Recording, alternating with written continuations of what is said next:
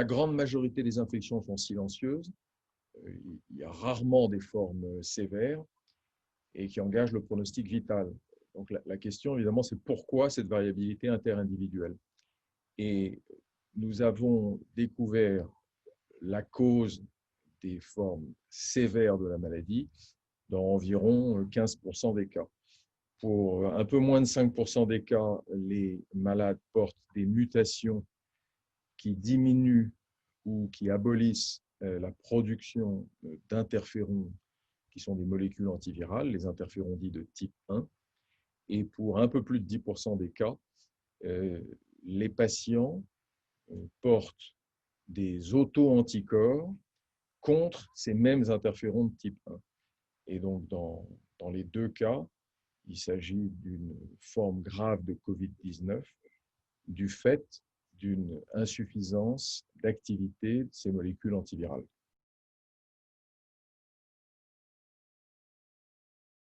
Chez les malades étudiés et décrits dans nos papiers, il n'y a pas d'antécédent d'infection virale grave ayant nécessité une hospitalisation. Néanmoins, il est parfaitement possible que d'autres maladies virales graves puissent être causées par les auto-anticorps ou par les mutations dans les gènes rapportés dans les papiers. Pour les auto-anticorps, il n'y a pas aujourd'hui de preuves. Pour les mutations dans ces gènes qui contrôlent la production de l'interféron, il y a déjà des preuves, puisque c'était, à vrai dire, le point de départ de l'étude.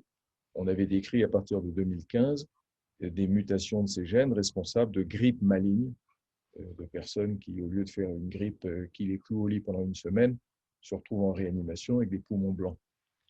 Et l'hypothèse qu'on a testée au mois de février, quand le Covid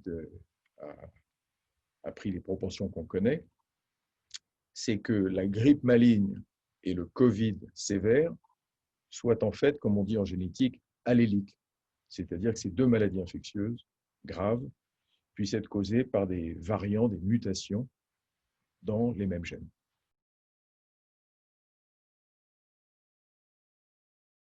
Il y a toute une série d'implications d'ordre diagnostique et thérapeutique.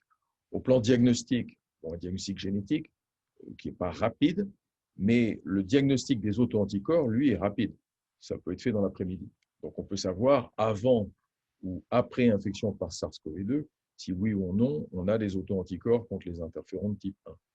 Donc, les implications de diagnostic vont de soi. Les implications thérapeutiques, au sens large, en termes de prévention ou de traitement, sont aussi assez simples, au moins pour des patients chez lesquels on a posé l'un ou l'autre diagnostic. Un malade qui aurait une mutation qui diminue la production d'interférons, il y a deux interférons de type 1 sur le marché, l'interféron bêta et l'interféron alpha 2. C'est un traitement ou une prévention de la maladie qui semble assez logique.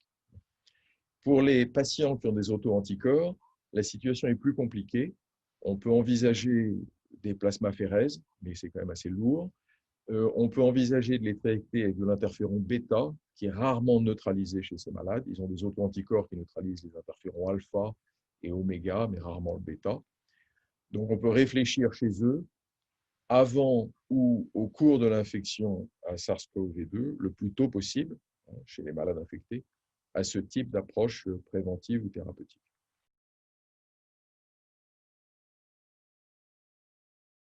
On a rendu compte dans nos papiers, vous l'avez lu, d'un peu moins de 5% des formes graves de Covid en focalisant notre attention sur un jeu assez réduit de gènes, 13 gènes, qui étaient des gènes candidats dont on savait que les mutations pouvaient être responsables de grippe maligne. Mais si on considère ces interférons de type 1 au-delà des gènes de susceptibilité à la grippe, eh bien, il y a 400 ou 500 gènes. Et donc, on étudie en ce moment, évidemment, tous ces gènes. Les mutations dans les gènes qui contrôlent les interférons, les gènes de sensibilité à la grippe, sont réparties chez les hommes et chez les femmes en nombre à peu près équivalent. Et on a trouvé des mutations chez des patients de 15 à 75 ans. Pour les auto-anticorps contre les interférons de type 1, les patients sont plus âgés. Plus de la moitié d'entre eux ont plus de 65 ans. Et 95% d'entre eux sont des hommes.